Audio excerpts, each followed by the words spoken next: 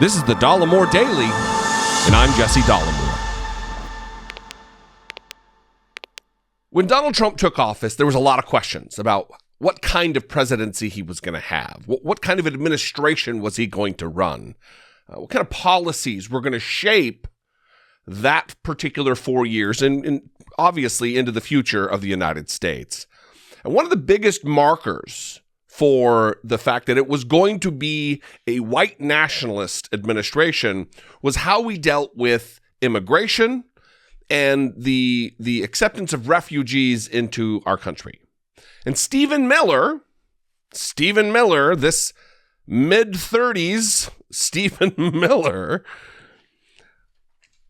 was at the tip of the spear for the white nationalist, white supremacist agenda of the Donald Trump administration. He came from white nationalist Jeff Sessions, senator for Alabama, and then a disgraced attorney general. And he was the right-hand man of Donald Trump.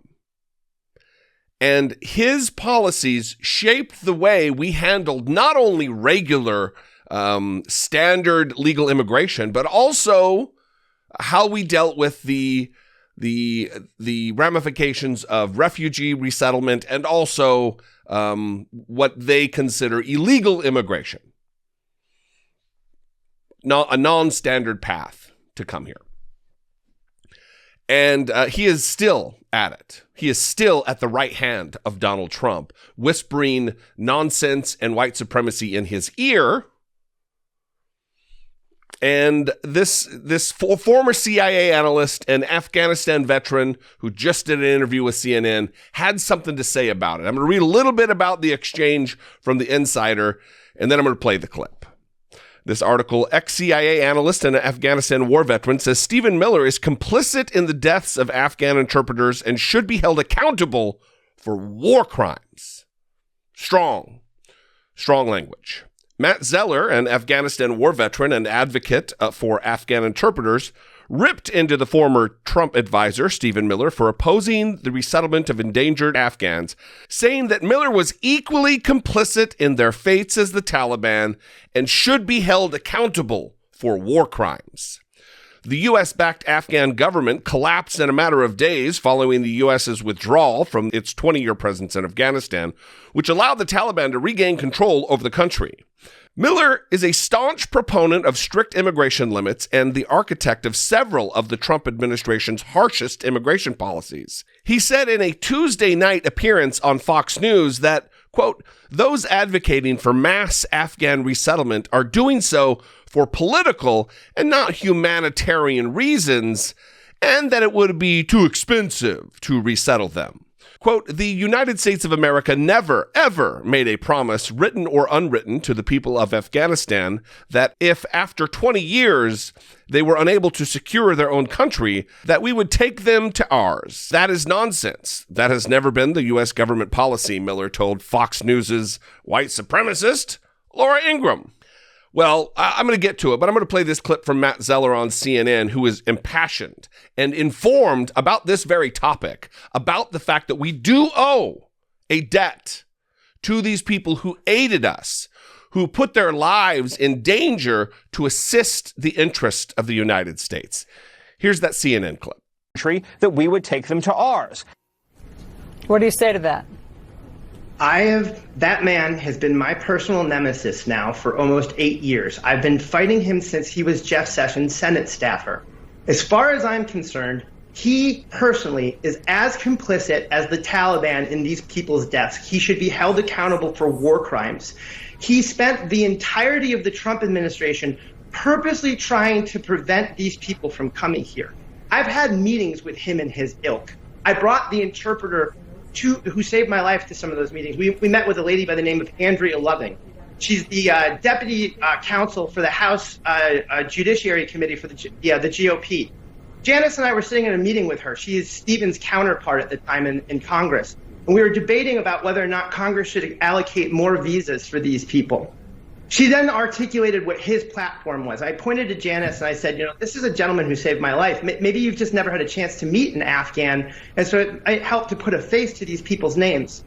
And they looked at me and they said, You're doing nothing but letting Islamic fundamentalist terrorists into our country, and it's our job to stop you.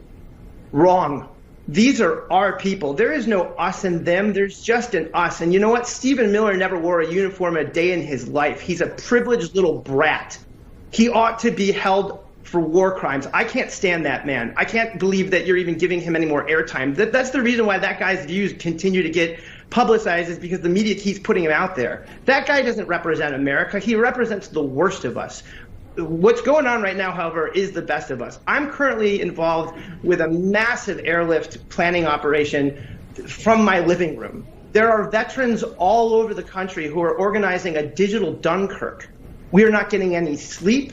We are determined to see our people get out, and we're not going to rest until we do it effectively and efficiently, and most importantly, until we take them all. But people like Stephen Miller need to just sit down and shut up, because he has been part of the problem for too long.